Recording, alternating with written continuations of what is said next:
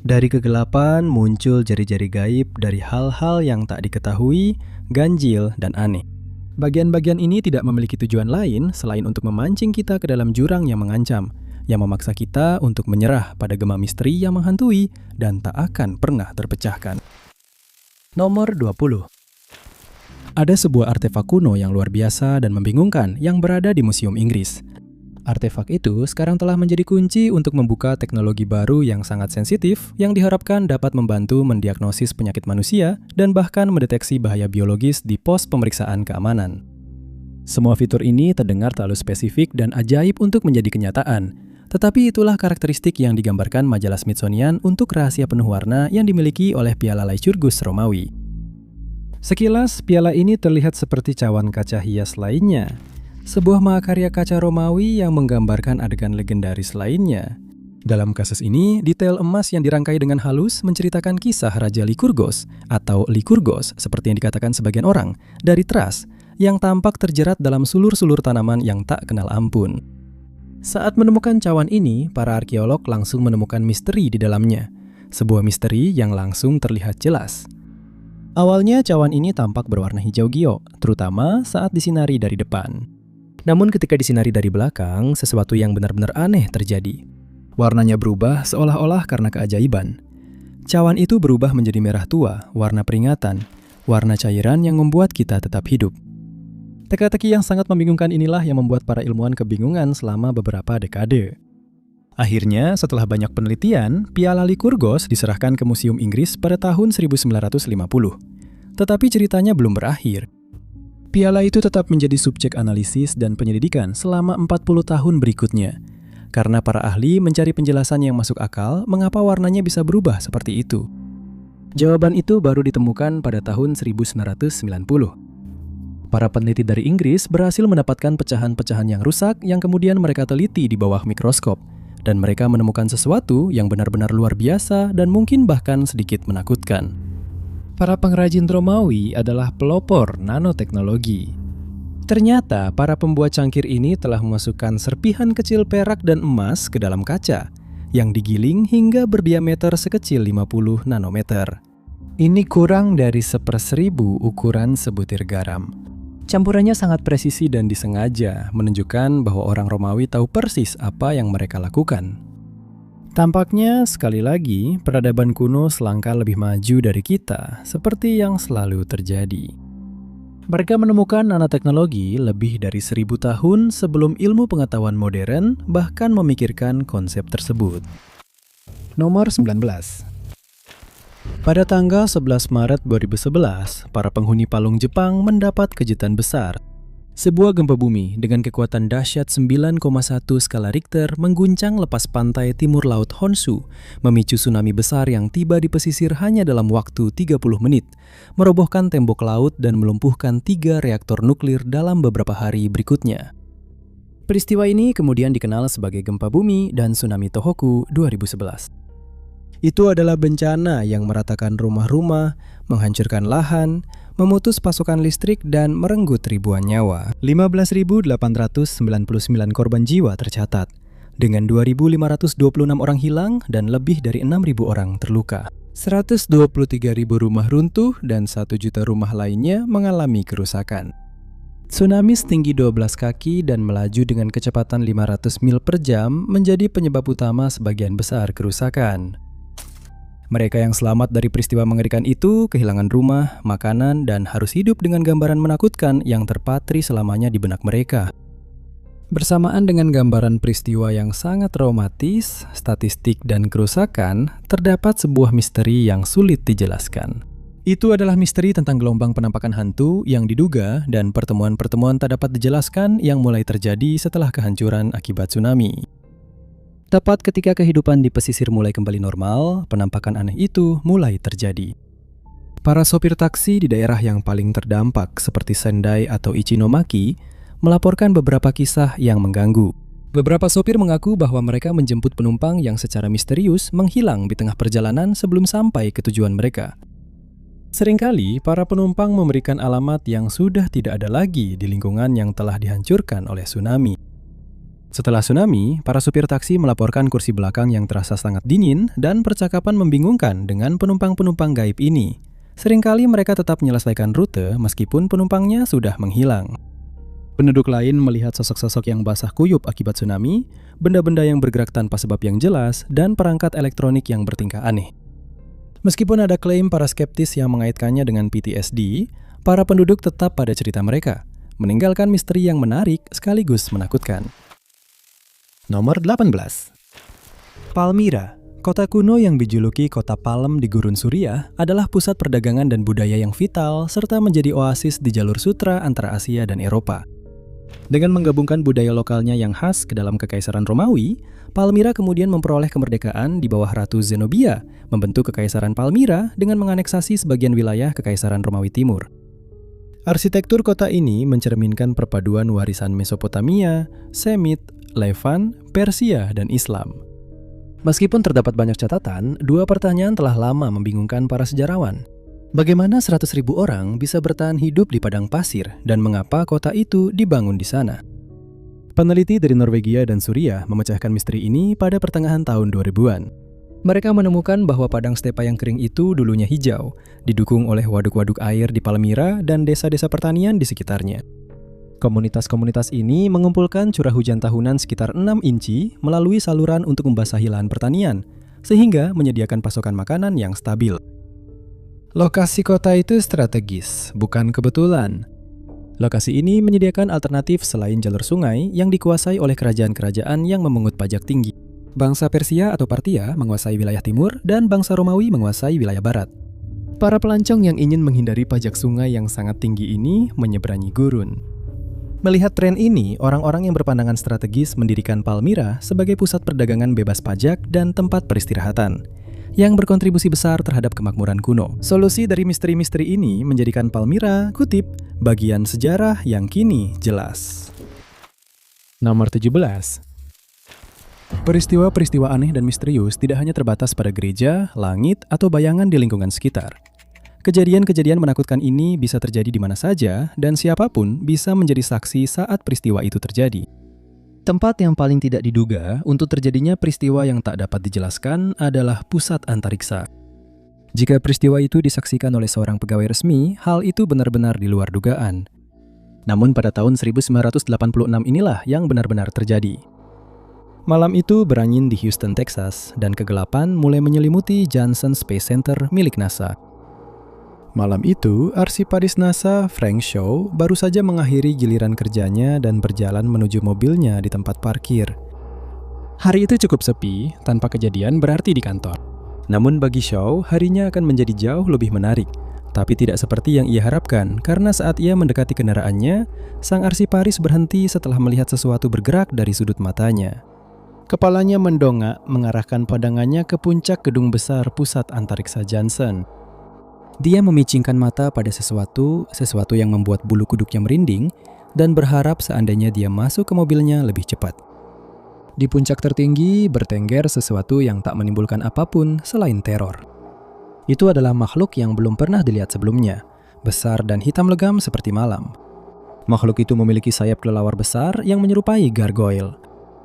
Beku karena panik, Shaw hanya bisa menatap makhluk itu. Seolah-olah setiap mimpi buruk telah muncul tepat di depan matanya, dan rasa takut yang menyertainya mengalir dalam dirinya. Makhluk itu tampaknya menyadari keberadaan Shaw, dan mata tajamnya menatap langsung ke arah Shaw. Sang arsiparis kemudian mengaku bahwa ia merasa seolah-olah gargoyle itu menikmati kepanikan yang telah ditimbulkannya. Makhluk itu kemudian membentangkan sayapnya dan mengeluarkan suara berderak saat terbang ke dalam kegelapan malam. Beberapa menit lagi berlalu sebelum pria itu cukup tenang untuk bisa bergerak.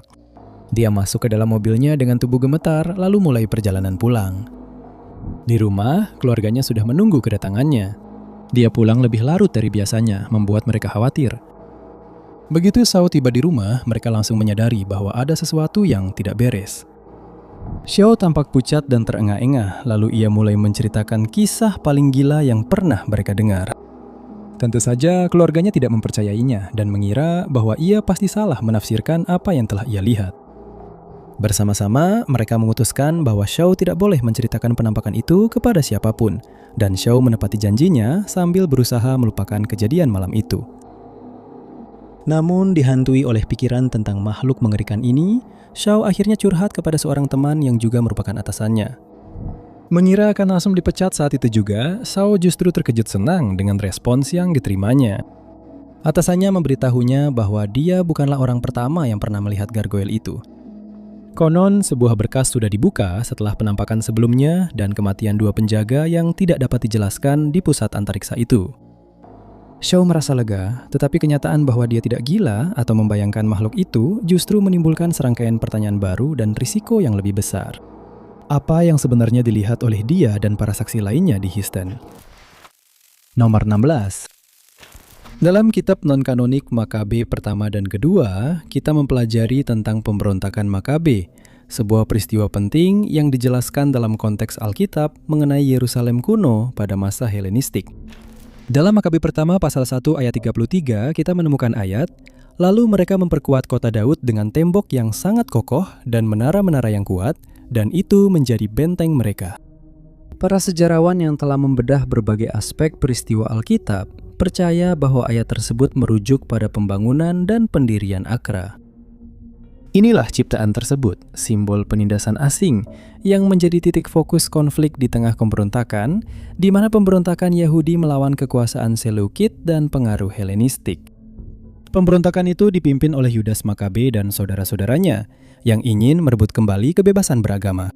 Kehadiran Akra menjadi pengingat akan dominasi asing dan penganiayaan agama, dengan kehancurannya menjadi momen penting dalam mengembalikan otonomi Yahudi. Akra, yang berarti benteng, didirikan oleh penguasa Yunani Antiochus Epiphanes, penguasa Kekaisaran Seleucid, sebelum akhirnya direbut oleh Yudas dan kemudian dihancurkan. Peristiwa dan kemenangan inilah yang menjadi fokus dari festival Yahudi yang dikenal sebagai Hanukkah, memperingati pentahbisan kembali Bait Suci kedua. Para sejarawan dan penafsir, seperti banyak kota dan tempat lain yang disebutkan dalam Alkitab, percaya bahwa Akra memang benar-benar ada dan kini menjadi reruntuhan di tempat yang tidak diketahui, kemungkinan sudah tertutup bangunan. Dengan lokasi pasti Akra yang masih menjadi perdebatan di antara para sarjana dan arkeolog, pencarian benteng legendaris itu pun dimulai, dan berbagai penggalian dilakukan di Yerusalem, dengan harapan akan ditemukan bukti-bukti. Sudah lama diyakini bahwa bagian sejarah yang terlupakan itu terletak di bagian tenggara kota, dekat Bukit Bait Suci.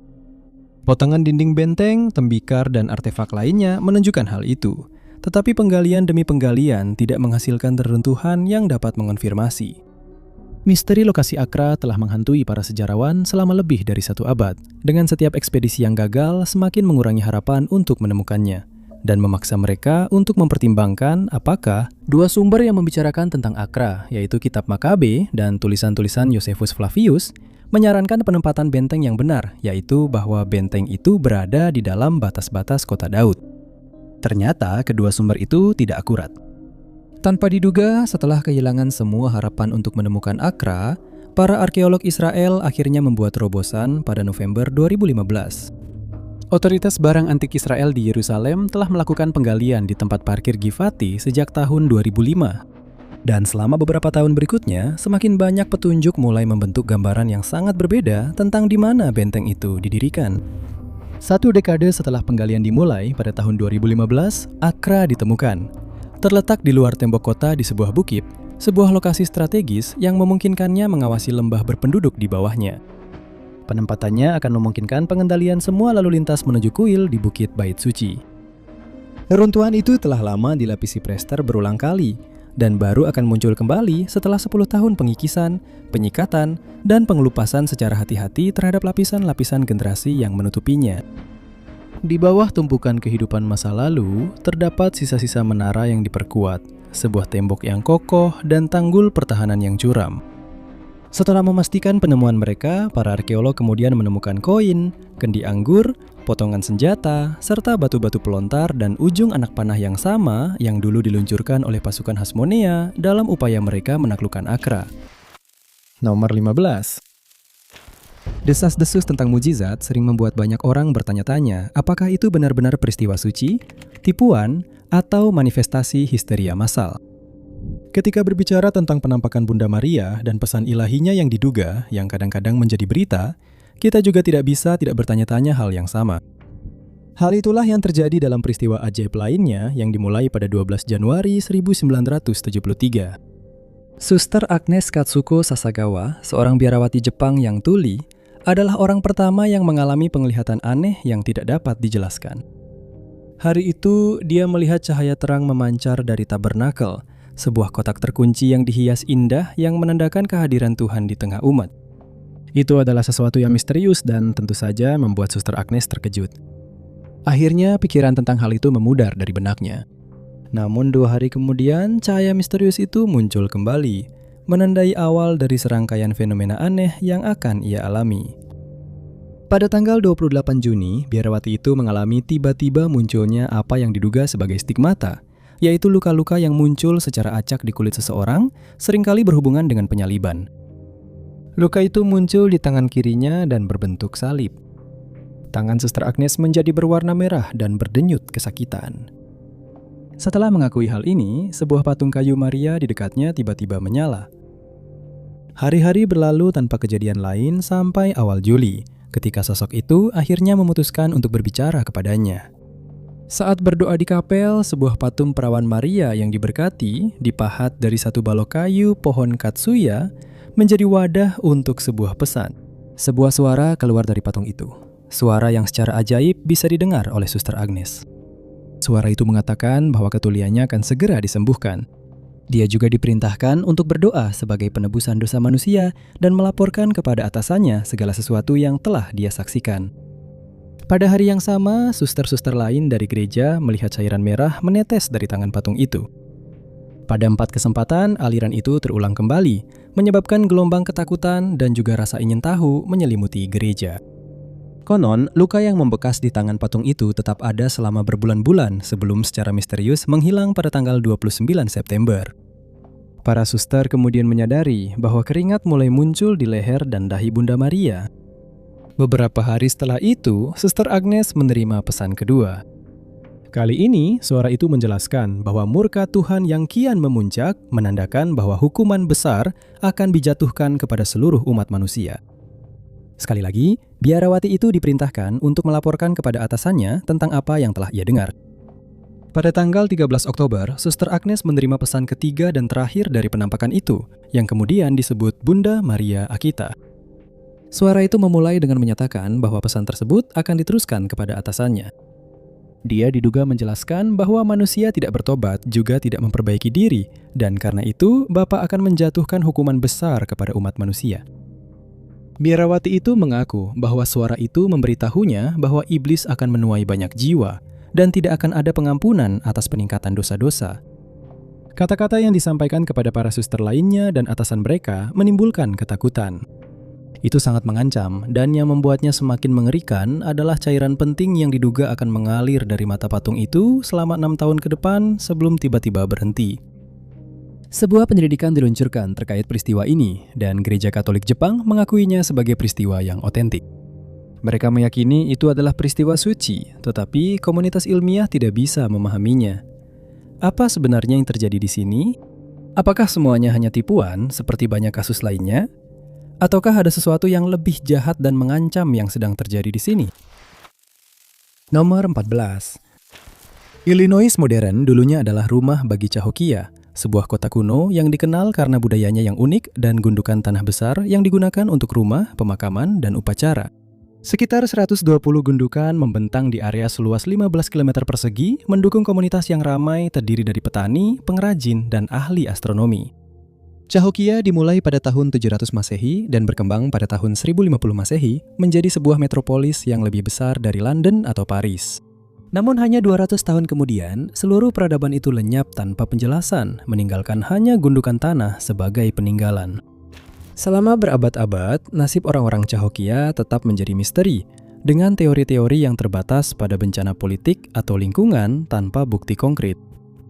Pada awal tahun 2020-an, misteri itu terpecahkan dengan meneliti Danau Horseshoe di dekat pusat kota, sebuah fitur penting yang sebelumnya diabaikan oleh para ahli.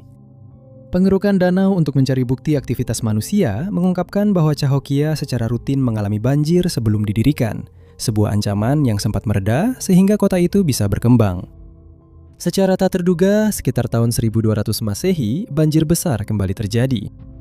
Inti sedimen menunjukkan lapisan tebal lumpur dari banjir yang cukup parah untuk menghancurkan tanaman dan rumah, memaksa sedikitnya 15.000 orang mengungsi. Meskipun keruntuhannya tidak terjadi secara langsung, banjir yang terus-menerus dan berbagai masalah menyebabkan peradaban ini perlahan-lahan mengalami kemunduran. Dengan penduduk yang tersisa bergabung ke komunitas lain hingga Cahokia akhirnya lenyap dari catatan sejarah. Nomor 13. Suehiro Kiyuchi menjalani kehidupan yang menarik. Dia adalah seorang penulis dan pemburu komet yang menemukan 4 komet sepanjang hidupnya. Salah satu komet itu bahkan dinamai menurut namanya. Mencoba menemukan benda-benda langit ini tidaklah mudah karena mereka memancarkan cahaya yang lebih redup daripada bintang. Kiyuchi oleh karena itu dianggap sebagai pemburu komet ulung. Namun ada sesuatu yang lebih luar biasa yang membuat orang ini terkenal karena reputasi buruknya. Sebuah misteri yang begitu aneh sehingga para ilmuwan masih dibuat bingung oleh kisahnya. Kisahnya dimulai pada tahun 1977 saat ia berusia 22 tahun dan bekerja di pasukan bela diri udara Jepang. Sebagai petugas pengatur penerbangan, ia mengawasi pengendalian operasi aeronautika, khususnya untuk pangkalan udara Hyakuchuri di Omiyama, Ibaraki. Suatu malam saat sedang bekerja, Kiyuchi merasakan sakit hebat yang menjalar dari perutnya. Rekan-rekan kerjanya segera diberitahu dan ia langsung dilarikan ke rumah sakit. Di rumah sakit, Kiyuchi didiagnosis mengalami sumbatan duodenum.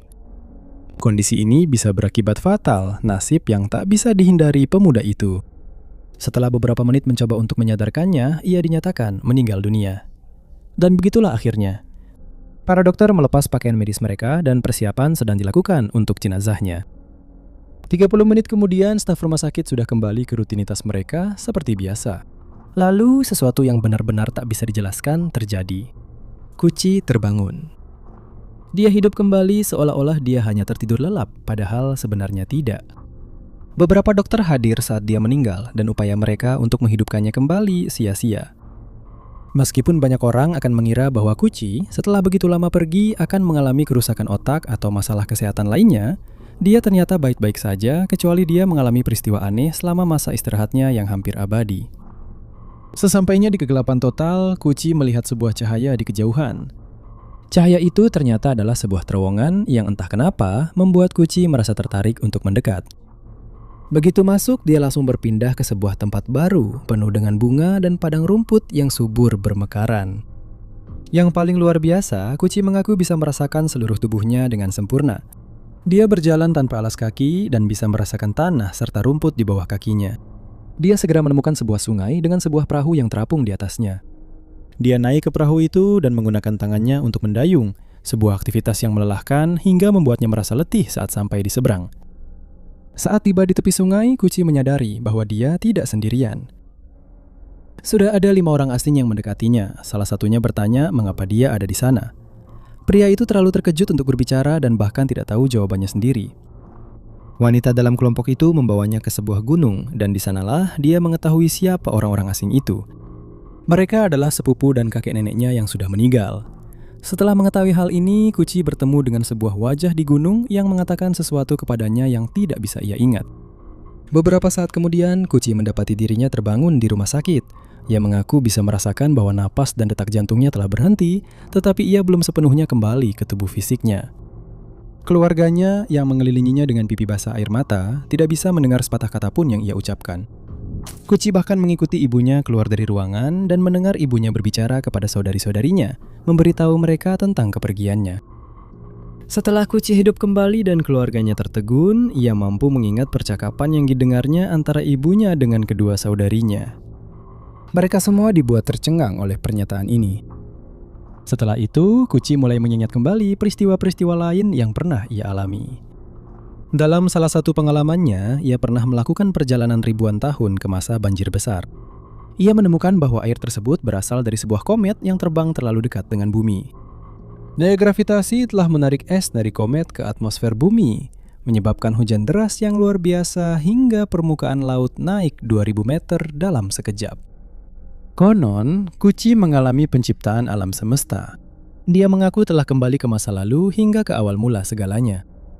Itu adalah pengalaman yang memaksanya untuk mempertimbangkan kembali keyakinannya pada teori Big Bang, dan malah menyarankan adanya pikiran universal yang lebih besar, di mana alam semesta adalah satu kesadaran besar. Pemuda itu juga mampu meramalkan beberapa aspek masa depan, mengklaim bahwa pada tahun 80-an, umat manusia akan menemukan bukti peradaban maju dari dunia kuno. Antara tahun 2024 dan 2027, kerangka raksasa akan ditemukan di Amerika Selatan. Semua peristiwa ini terjadi dalam rentang waktu 30 hingga 40 menit, meninggalkan Kuci dan dunia dengan banyak pertanyaan yang belum terjawab. Para dokter dan ilmuwan dibuat bingung oleh kebangkitannya dan kisah-kisah aneh yang ia bawa kembali. Nomor 12. Terletak di pegunungan Atlas tinggi Maroko, terdapat desa Auram, perpaduan antara keindahan alam dan sejarah yang kaya akan warisan budaya. Pegunungan yang indah dan tenang ini juga bisa menjadi tempat yang keras dan berbahaya. Namun justru lingkungan inilah yang telah menjadi rumah bagi orang Berber selama berabad-abad. Ijren Jerin, begitu mereka menyebutnya, sebuah istilah yang berarti pegunungan di atas pegunungan. Nama yang cocok untuk formasi alam yang menjulang dan membentang ribuan kilometer, berakhir pada penghalang yang tak tertembus seperti yang terlihat saat ini. Namun, bukan pegunungan itu yang membuat komunitas arkeologi heboh selama lebih dari 130 tahun. Yang membuat heboh adalah kumpulan batu yang asal-usulnya tidak diketahui, yang menjadi tumpukan tempat desa Arwet dibangun. 13.000 kaki di atas permukaan laut, kota itu tergantung berbahaya di atas tumpukan besar, seolah-olah menyeimbangkan diri di tepi jurang curam, menantang takdir karena berdiri di atas patahan tektonik utama. Selama beberapa dekade, para ahli berdiri kagum melihat tumpukan batu besar itu, bingung bagaimana batu-batu itu bisa terkumpul di sana.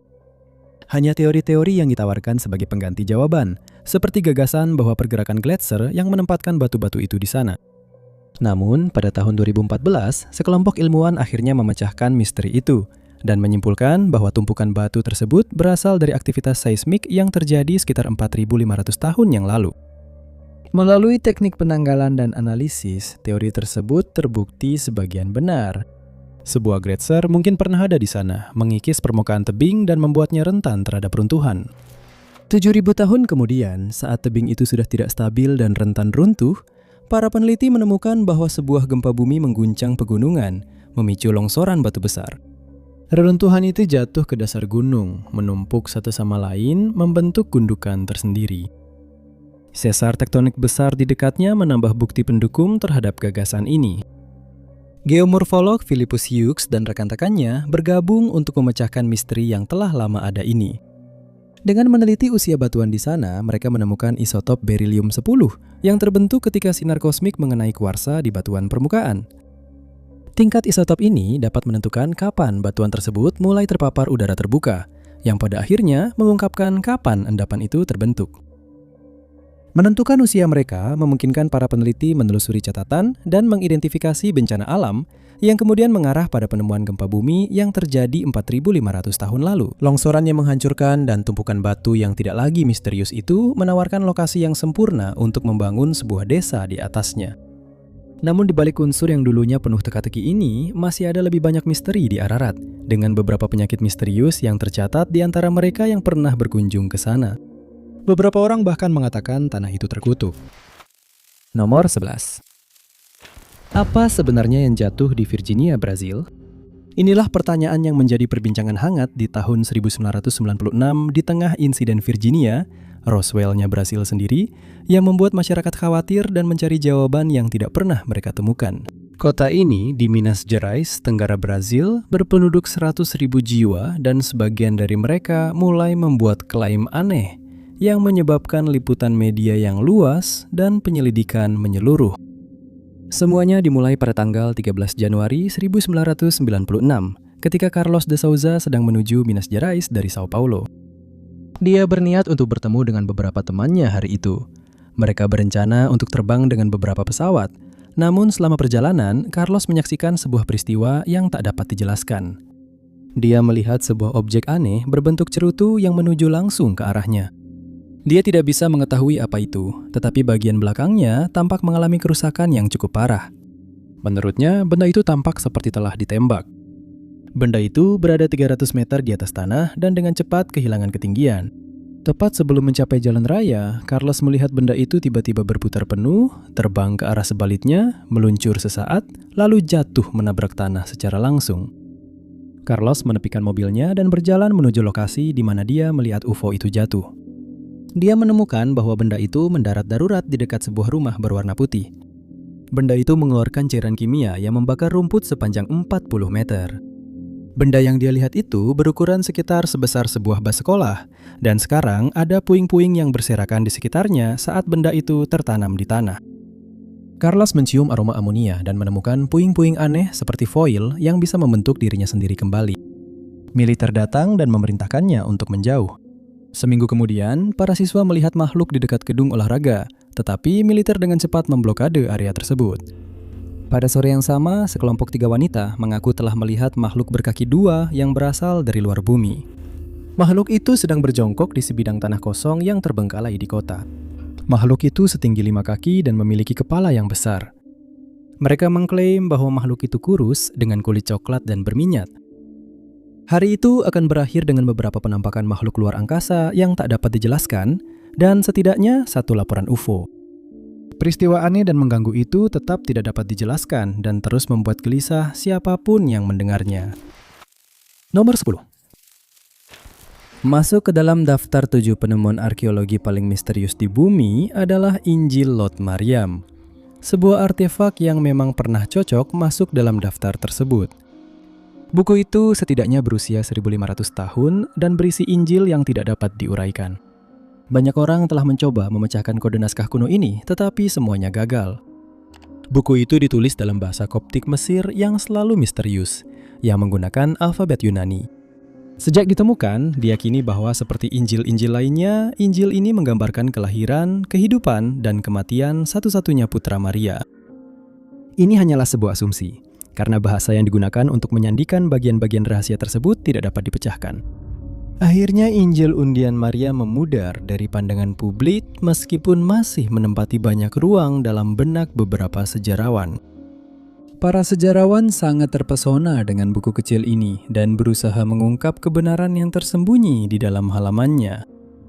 Pada Februari 2015, kerja keras mereka akhirnya membuahkan hasil dengan judul Injil yang sebelumnya tidak diketahui telah berhasil dipecahkan, mendominasi berita utama di media online. Mereka menemukan bahwa Injil undian Maria berbeda dari naskah lainnya. Ketika para peneliti pertama kali menerjemahkan kata Koptik untuk Injil, mereka juga mengira itu tidak lebih dari sebuah biografi. Tetapi mereka terus membedah setiap bagiannya, dan mereka pun dikejutkan serta dilanda pertanyaan yang tak kunjung terjawab.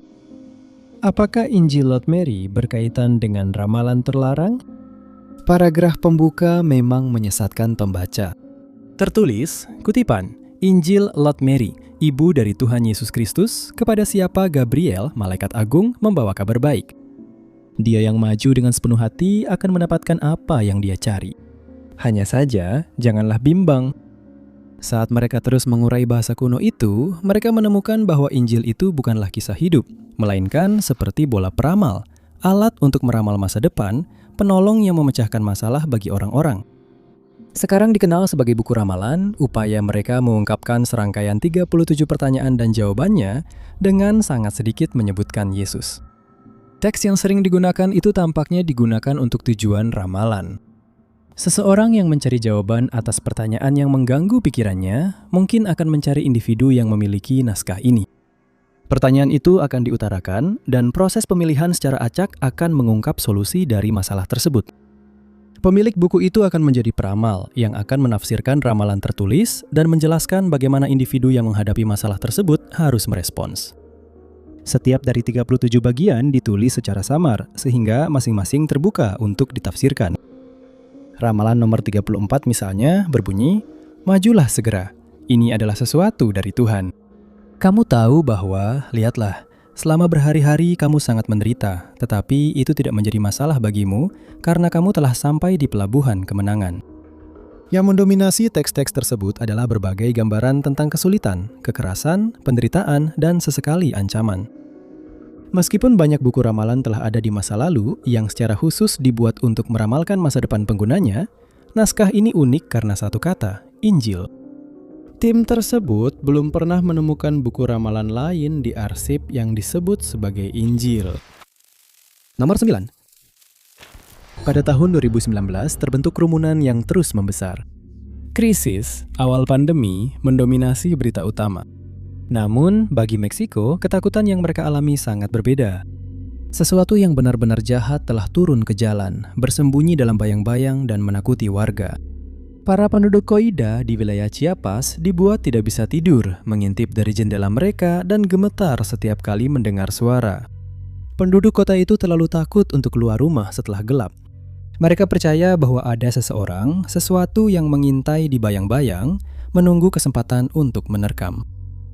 Yang membuat situasi misterius ini semakin menakutkan adalah karena penguntit itu diyakini bukan manusia, sesuatu yang berasal dari dunia supranatural. Laporan-laporan independen mulai membanjiri kantor polisi, dan para petugas terpaksa mengeluarkan peringatan publik, yang akhirnya memicu kepanikan di antara para penduduk. Deskripsi tentang makhluk itu menyebutkan bahwa tingginya sekitar 2 meter, mengeluarkan bau tidak sedap, kebal terhadap peluru, dan bisa melompat hingga 3 meter ke udara.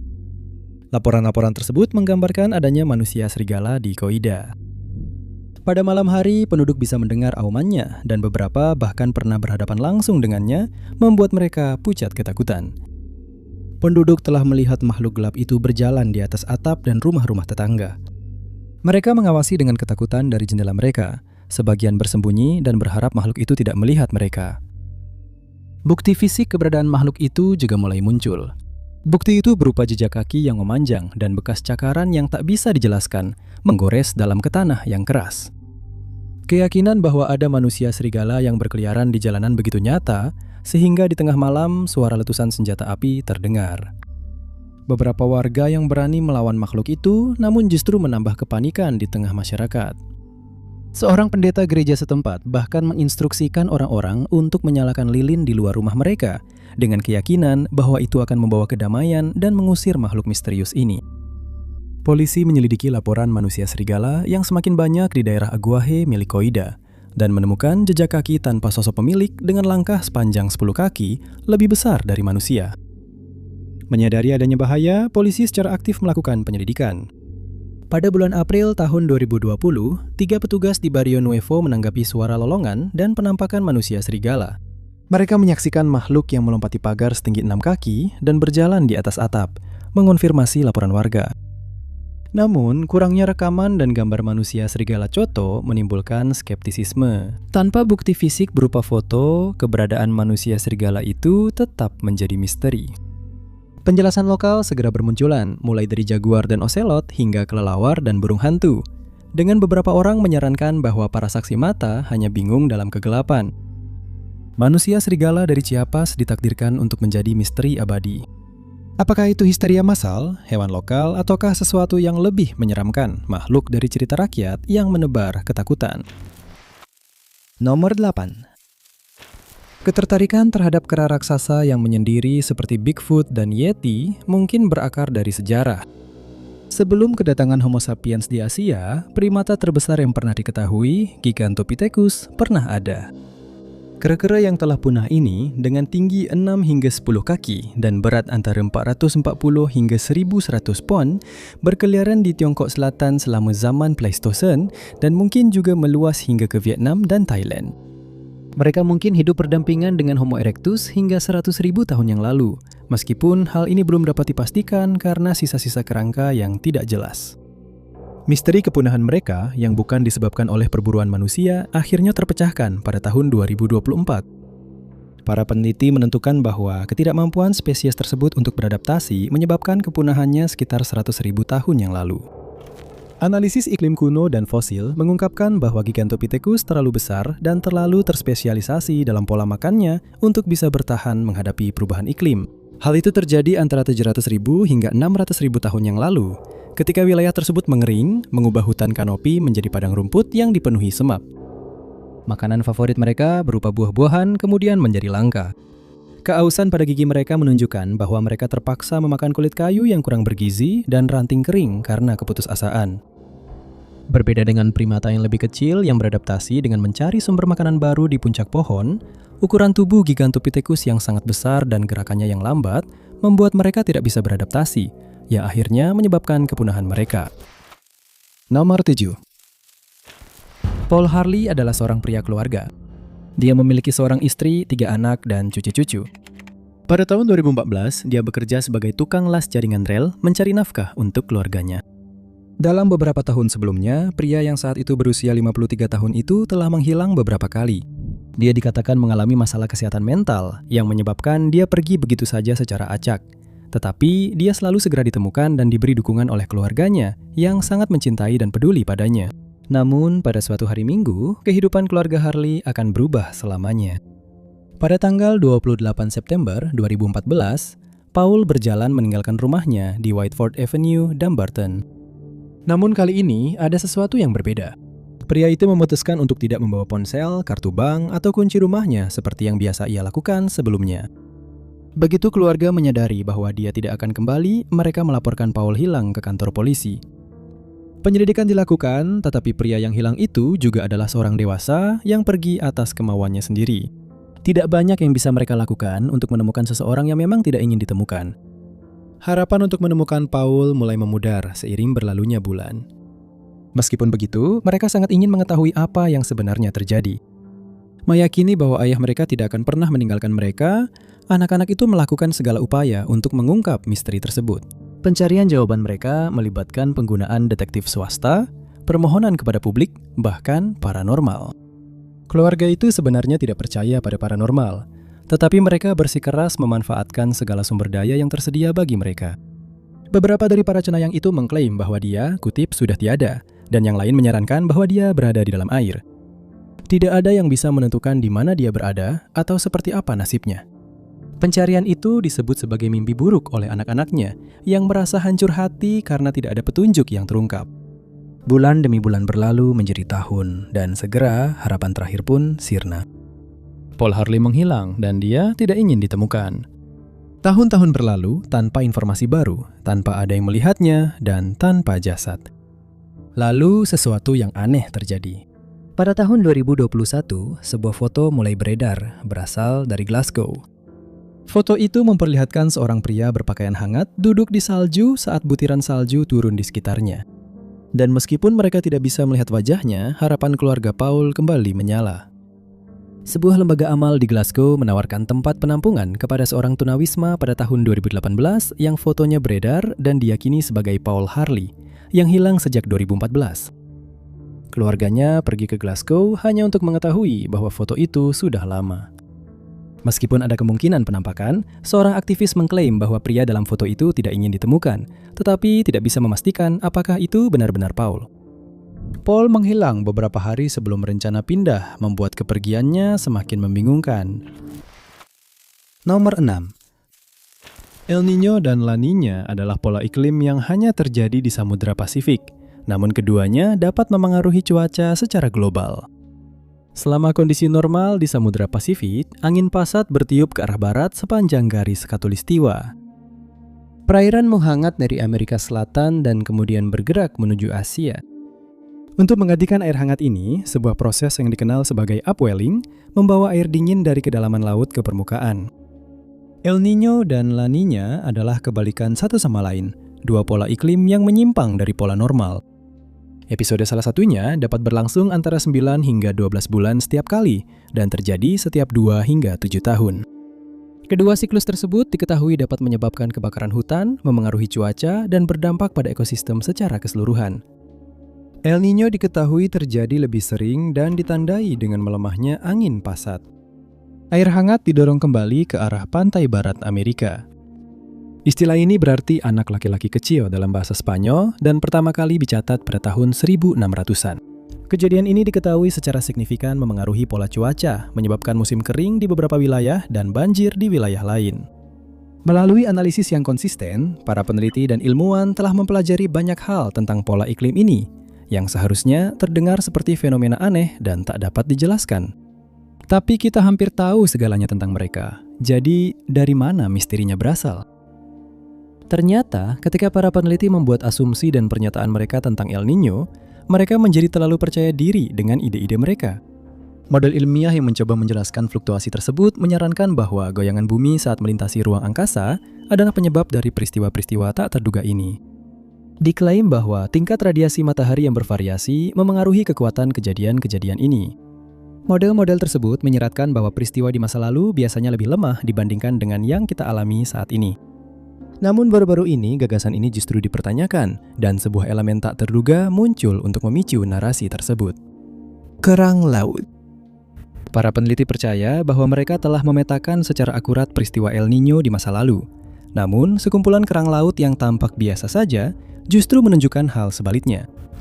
Dengan menganalisis tumpukan besar kerang yang dibuang oleh masyarakat adat di wilayah yang sekarang menjadi Peru modern, bukti yang menyeluruh semacam catatan iklim pun muncul. Para ilmuwan meneliti rasio oksigen di dalam kerang-kerang tersebut, namun justru menemukan sesuatu yang mengkhawatirkan. Pola-pola tersebut tidak cocok dengan pola yang diprediksi oleh model yang selama ini digunakan oleh komunitas ilmuwan untuk mendasari asumsi mereka. Analisis terhadap kerang-kerang tersebut mengungkapkan bahwa seluruh model dan kesimpulan-kesimpulan berikutnya ternyata keliru. El Niño tampaknya tidak ada hubungannya dengan masukan energi matahari. Dan sebaliknya, para peneliti menemukan bahwa jumlah es dan air yang sangat besar yang dilepaskan dari mencairnya gletser selama ini sangat diremehkan. Bukan hanya mereka salah tentang penyebab peristiwa tersebut, tetapi para ilmuwan juga keliru tentang sudah berapa lama El Niño terjadi. Kerang-kerang laut juga memberikan jawabannya untuk hal ini. Ternyata aktivitas seperti itu sudah ada di Samudra Pasifik 10.000 tahun yang lalu, dan sering terjadi serta kuat selama periode Holosen awal. Nomor 5. Pada tahun 2007, jenis misteri yang berbeda mendominasi berita utama internasional, dengan Kepulauan Channel menjadi sorotan utama. Pada tanggal 23 April, Ray Boyer, seorang pilot dari Kepulauan Channel di Inggris, menaiki pesawat Treelander. Dia sedang melakukan penerbangan rutin dari Southampton dan sedang dalam perjalanan menuju Alderney, wilayah paling utara di pulau itu. Saat penerbangan GR544 lepas landas sore itu, semuanya tampak berjalan dengan baik. Namun, beberapa menit kemudian, rasa tenang itu mulai menghilang ketika Ray dan 5 penumpangnya melihat sesuatu yang tak bisa dijelaskan. Pesawat itu hanya berjarak 30 mil dari pulau dan berada di ketinggian 4.000 kaki ketika mereka melihatnya. Sebuah benda berbentuk aneh melayang sekitar 40 mil di sebelah barat Alderney. Benda itu panjang, tipis, dan tajam dengan warna kuning cerah yang mencolok di antara birunya lautan. Kendaraan aneh ini diam di ketinggian 2.000 kaki di langit. Awalnya, Ray mengira benda itu jauh lebih dekat dengan pesawatnya, tidak lebih dari 10 mil. Namun, setelah dia menentukan seberapa jauhnya benda itu, ukuran sebenarnya dari objek tersebut pun terlihat, dan ternyata sangat besar. Ray dan para penumpangnya menyarankan bahwa benda itu jauh lebih besar dari sebuah 737. Bahkan, mereka mengklaim ukurannya pasti sekitar 1 mil lebarnya. Namun, itu bukan satu-satunya hal yang dilihat Ray dan para penumpangnya. Saat mereka terus terbang melewati benda aneh itu, sesuatu yang lain menarik perhatian mereka. Saat mereka mendekati Alderney, sebuah objek kedua yang identik dengan yang pertama terlihat di dekatnya. Kali ini, benda itu melayang di atas Guernsey, tetapi hanya terlihat selama 9 menit. Karena khawatir dengan apa yang dilihatnya, Ray menghubungi pengatur lalu lintas udara Bandara Jersey. Luar biasa, Ray bukan satu-satunya yang menelpon untuk melaporkan 1 atau 2 benda misterius. Patrick Peterson, pilot lain yang terbang ke arah berlawanan, juga melihat hal yang sama. Pilot itu datang dari Blue Islands dan menuju ke Jersey pada waktu yang sama. Saat dia melewati Sark, dia melintasi objek aneh yang melayang di sebelah kirinya. Dia menggambarkan pesawat itu sebagai tipis, berwarna kuning, dan menyerupai CD. Itu juga berada di tempat yang persis sama dengan di mana Ray melihatnya beberapa saat sebelumnya. Ceritanya menjadi semakin aneh ketika orang-orang di darat mulai melaporkan hal yang sama. Radio BBC Guernsey melaporkan bahwa 2 penduduk Sark telah melihat 2 benda kuning yang sangat terang menggantung di langit. Pengatur lalu lintas udara juga melacak benda-benda ini di radar selama 55 menit sebelum mereka menghilang. Meskipun telah dilakukan penyelidikan setahun kemudian, laporan ilmiah tahun 2008 tidak menemukan adanya aktivitas militer atau eksperimen di daerah tersebut. Dan mereka menyatakan bahwa pengatur lalu lintas udara Channel Islands sekarang tidak mengetahui keberadaan benda-benda itu. Para ahli tidak dapat mengidentifikasi benda-benda tersebut dan hanya bisa mengajukan teori penjelasan yang agak masuk akal seperti sundogs atau pantulan cahaya. Namun pada akhirnya, UFO di Selat Inggris tetap tidak dapat dijelaskan. Nomor 4, dataran tinggi Tibet. Salah satu tempat berpenghuni tertinggi di bumi, dulunya merupakan rumah bagi peradaban kuno yang tidak diketahui di bagian timur wilayahnya. Kelompok Neolitikum ini berkembang di dataran tinggi yang terjal hingga terjadi eksodus massal secara tiba-tiba sekitar tahun 2000 sebelum Masehi, yang bertepatan dengan hilangnya tanaman pokok mereka, millet, secara misterius. Kehancuran regional ini membingungkan para arkeolog selama ribuan tahun. Selama berabad-abad, para pemukim awal ini mengandalkan millet dari Tiongkok Utara untuk memenuhi kebutuhan mereka dan ternak mereka. Setelah 4000 tahun, tanaman itu tiba-tiba lenyap, membawa serta peradaban tersebut. 300 tahun kemudian, para pemukim baru berhasil membudidayakan gandum dan jelai, membuat para sejarawan bertanya-tanya mengapa satu tanaman gagal sementara yang lain berhasil. Misteri millet Tibet akhirnya terpecahkan pada tahun 2015 oleh tim arkeologi yang dipimpin oleh Jade Guedes. Dengan menggunakan teknologi dan bukti baru, mereka menemukan bahwa perubahan iklim yang bukan hanya masalah modern adalah penyebab utamanya. Millet tumbuh subur selama masa optimum iklim Holosen yang hangat. Tetapi sekitar tahun 2000 sebelum Masehi, periode pendinginan mendadak membuat budidayanya menjadi mustahil, seperti yang dipublikasikan dalam Proceeding National Academy of Sciences. Dengan hilangnya sumber makanan utama mereka, para penduduk asli terpaksa meninggalkan dataran tinggi tersebut. Tim Guetta juga menemukan bahwa keberhasilan gandum dan jelai di kemudian hari disebabkan oleh kemampuannya untuk tumbuh subur dalam kondisi yang lebih dingin, menggantikan millet sebagai makanan pokok di Tibet. Ironisnya, pemanasan global modern mungkin justru menguntungkan millet saat ini, karena dataran tinggi Tibet sekarang menjadi salah satu wilayah yang paling cepat mengalami pemanasan, sehingga memungkinkan benih-benih yang terlupakan itu muncul kembali. Nomor 3, kisah aneh tentang Tasadai dimulai di Pulau Mindanao di provinsi terpencil Cotabato Selatan. Pada tahun 1971, nama Tasadai pertama kali muncul. Meskipun penemuan mereka konon terjadi beberapa tahun sebelumnya. Baru pada tahun itulah, seorang pemburu lokal bernama De Vol yang telah berburu di hutan Cotabato Selatan membawa kabar aneh kepada Manuel Elizalde. Elizalde, kepala Panam, lembaga pemerintah Filipina yang didedikasikan untuk melindungi minoritas budaya di negara itu, dibuat bingung namun tertarik oleh informasi yang dibawa De Vol kepadanya. Dia memberitahu pejabat tersebut bahwa beberapa tahun sebelumnya saat berburu, dia telah bertemu dengan sekelompok orang misterius yang hidup dengan cara yang sangat primitif. Setelah menjalin kontak dengan kelompok yang diduga ini, De Vol menjadi satu-satunya penghubung mereka dengan dunia luar. Ketertarikan pun tumbuh dengan cepat dan Elizalde memerintahkan agar pertemuan diatur dengan masyarakat yang belum tersentuh ini, karena ia sangat ingin mengetahui lebih banyak tentang asal-usul dan budaya mereka. Jadi, De Vol melakukan hal itu dan pada tanggal 7 Juni, pejabat tersebut secara resmi diperkenalkan kepada Tasadai. Konon, kelompok tersebut terdiri dari 27 orang, masing-masing berasal dari 6 keluarga yang stabil. Mereka tinggal di dalam gua-gua, jauh di dalam hutan Mindanao, menjalani gaya hidup sebagai pengumpul. Teknologi mereka mirip dengan zaman batu, yang membuat Elizalde percaya bahwa mereka adalah penyintas terakhir dari era zaman batu, benar-benar tidak tersentuh oleh modernitas. Semua alat yang mereka miliki terbuat dari kayu dan batu. Mereka tidak memiliki pertanian, tidak memiliki keterampilan berburu, dan tidak memiliki senjata untuk berperang. Setelah pertemuan itu, Elizalde akan menerbitkan temuannya, menggambarkan kelompok misterius ini sebagai kelompok yang damai tanpa sarana maupun kosakata untuk perang atau senjata.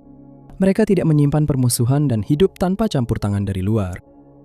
Pada tahun itu, penemuan Tasadai dibayangi oleh Perang Vietnam yang sedang berlangsung. Gambar-gambar kekerasan dan judul-judul berita yang menyiratkan korban jiwa baru mendominasi surat kabar. Namun bagi National Geographic, penemuan ini akan mendominasi berita utama mereka sendiri. Sebuah laporan utama sepanjang 32 halaman di majalah National Geographic dan sebuah film dokumenter dirilis setahun kemudian. Artikel itu membahas tentang suku Tasadai, pertemuan dengan mereka, dan budaya mereka yang primitif. Tentu saja, dengan informasi yang sudah dipublikasikan ke masyarakat, tidak ada yang akan membiarkan masyarakat zaman batu itu hidup sendiri tanpa campur tangan. Konon, selebritis seperti Charles Lindbergh dan Gina Lollobrigida pergi ke hutan berharap bisa melihat sekilas kelompok misterius itu. Fotografer dan jurnalis juga memenuhi hutan, melaporkan, memotret, dan mengganggu lingkungan. Lalu, datanglah 11 antropolog yang tidak ada satupun dari mereka yang tinggal lebih dari 6 minggu dalam satu waktu. Akses dikendalikan oleh Elizalde yang berusaha melindungi penemuan itu sambil tetap mengambil keuntungan darinya. Lalu, sama tiba-tibanya seperti saat mereka muncul, suku Tasadai pun menghilang. Pada tahun 1976, larangan diberlakukan untuk semua kunjungan ke orang-orang hutan itu. Larangan itu diberlakukan oleh Presiden Marcos. Selama 10 tahun berikutnya, semua kabar terbaru tentang Tasadai akan berhenti. Kebanyakan orang mulai melupakan cerita-cerita aneh yang pernah mereka dengar, dan konsep masyarakat zaman batu pun perlahan menghilang dari pandangan. Pada tahun 1986, revolusi kekuatan rakyat menggulingkan presiden, sehingga akses ke suku Tasadai kembali terbuka. Setelah dilakukan penyelidikan, suku tersebut sudah tidak ada, dengan para anggotanya ditemukan tinggal di antara komunitas lokal, sehingga para antropolog menyatakan Tasadai sebagai sebuah tipuan.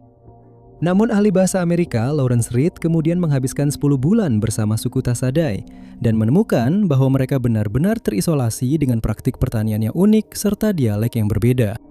Dia berteori bahwa isolasi mereka berlangsung setidaknya selama 150 tahun, bukan 1000 tahun, dan bahasa mereka berhubungan dengan bahasa Manobo. Elizalde yang sebelumnya melarikan diri kembali dan bahkan membantu suku Tasadai memenangkan gugatan terhadap para profesor yang menyebut mereka sebagai penipuan, sehingga kebenaran tentang suku tersebut tetap menjadi misteri. Nomor 2. Tirai depan terbuka pada tahun 1930-an dengan ketegangan yang meningkat, dan semuanya memuncak dalam pertunjukan teater yang merupakan kehidupan kita. Itu adalah awal dari Perang Dunia Kedua, dan konflik global antara kekuatan poros dan kekuatan sekutu telah mencapai titik kritis. Keputusan provokatif Jermanlah yang akan menyebabkan keruntuhan tak terelakkan yang berujung pada pembantaian yang tidak perlu. Pada tahun 1939, Jerman di bawah kediktatoran, mereka menginvasi Polandia, dan yang terjadi setelahnya adalah perang paling mematikan dalam seluruh sejarah umat manusia. 60 juta kematian, genosida, dan penggunaan senjata nuklir pertama dalam sejarah. Untuk alasan yang jelas, peristiwa-peristiwa ini adalah yang paling dikenal luas. Mereka mendominasi konflik sejarah dan menjadi tabir yang menyembunyikan peristiwa-peristiwa lain yang kurang dikenal namun sama kejamnya. Dalam beberapa tahun terakhir, kita telah mengetahui bahwa tidak hanya tentara Jerman menganiaya, menyiksa, dan membunuh lawan mereka, tetapi mereka juga mencuri harta karun penting, karya seni terkenal, dan artefak yang tak tergantikan. Mereka juga memiliki kegemaran membakar buku. Ketika para tentara memiliki waktu luang, mereka juga ikut serta dalam penghancuran situs warisan dan properti yang kurang terdokumentasi. Ini adalah pembersihan budaya yang tak terbantahkan, sebuah ciri khas rezim totaliter. Di antara bangunan penting yang hancur menjadi puing dan debu adalah pemakaman Yahudi baru Königsberg. Pemakaman tersebut, tempat peristirahatan terakhir bagi yang telah meninggal, terletak di Kaliningrad dan baru beroperasi selama 10 tahun, pertama kali dibuka pada tahun 1928. Di sana terdapat sebuah aula pemakaman yang dirancang dengan sangat indah, hasil karya Erik Mendelsohn sendiri. Sayangnya, arsitek Jerman ini harus menyaksikan saat para tentara menyerbu tempat suci tersebut dan menghancurkan semuanya. Mereka menyerbu pada tahun 1938, hanya 1 tahun sebelum perang. Aula itu hancur berkeping-keping, makam-makam pun rusak. Dan kesedihan itu muncul kembali. Akhirnya, kehancuran pemakaman Königsberg akan memudar dari ingatan kolektif kita, bahkan tidak tercatat dalam buku-buku sejarah. Namun selama beberapa dekade, puing-puing itu akan tetap ada, menjadi pengingat bagi masyarakat Kaliningrad tentang tindakan mengerikan yang pernah terjadi di sana. Namun pada tahun 2010, situs bersejarah itu kembali menarik perhatian publik. Orang-orang Yahudi yang merupakan bagian dari sebuah perkumpulan sejarah di Berlin memutuskan untuk memeriksa area tersebut setelah mengetahui bahwa ada sesuatu yang telah lama luput dari perhatian. Saat mereka memilah tumpukan batu dan membersihkan sisa-sisa daun, mereka menemukan sesuatu yang tidak tersentuh oleh rezim diktator. Itu adalah sebuah batu nisan tunggal yang roboh telentang. Sebuah nama tertulis di bagian belakangnya. Jacob Klimovsky. Menurut masyarakat sejarah, keluarga Yahudi Klimovsky dikenal oleh mereka, tapi hanya itu saja informasi yang mereka miliki. Para peneliti tidak menemukan petunjuk lebih lanjut tentang siapa sosok misterius ini. Sepertinya tidak ada catatan tentang dirinya. Jadi, selama 1 dekade, pertanyaan itu tetap menggantung. Siapa sebenarnya orang ini? Para sejarawan dan peneliti yang mendedikasikan diri untuk menemukan keluarga para korban perang yang hilang memilih untuk tidak menyerah. Mereka menginginkan jawaban sama seperti orang lain, bahkan jika itu berarti harus mencari dan menyelidiki selama puluhan tahun. Upaya-upaya inilah yang akhirnya membuahkan hasil meskipun 10 tahun kemudian. Perkumpulan tersebut berhasil melacak beberapa keturunannya yang sama sekali tidak tahu bahwa leluhur mereka adalah salah satu tokoh yang cukup terkenal di zamannya. Mereka bahkan tidak tahu bahwa di antara ratusan makam yang ada di pemakaman itu, makam beliau adalah satu-satunya yang masih utuh. Melalui pencocokan DNA dan pemeriksaan catatan, para peneliti memastikan bahwa mereka telah menemukan keluarga yang tepat. Untuk memberikan masyarakat wawasan yang lebih dalam tentang siapa Yakub sebenarnya, para keturunannya memberikan dokumen dan foto-foto yang dulu dianggap hilang. Dokumen-dokumen yang mengungkap kehidupan pria yang sebelumnya tidak dikenal itu. Pada akhir tahun 2020, semua kepingan teka-teki itu berhasil disatukan, mengungkap sebuah misteri yang terlupakan. Ternyata Yakub tinggal di Königsberg bersama istrinya dan 2 anak mereka. Dia adalah seorang veteran Perang Dunia II di pihak Jerman, sebuah fakta yang mengejutkan komunitas sejarah. Pada tahun 1933, Yakub berusia 55 tahun dan membutuhkan operasi mendesak karena alasan yang tidak jelas. Karena diduga terjadi komplikasi, ia meninggal tak lama setelah itu dan dimakamkan di pemakaman Yahudi baru Königsberg. Pada tahun 1939, saat awal perang, keluarganya berimigrasi.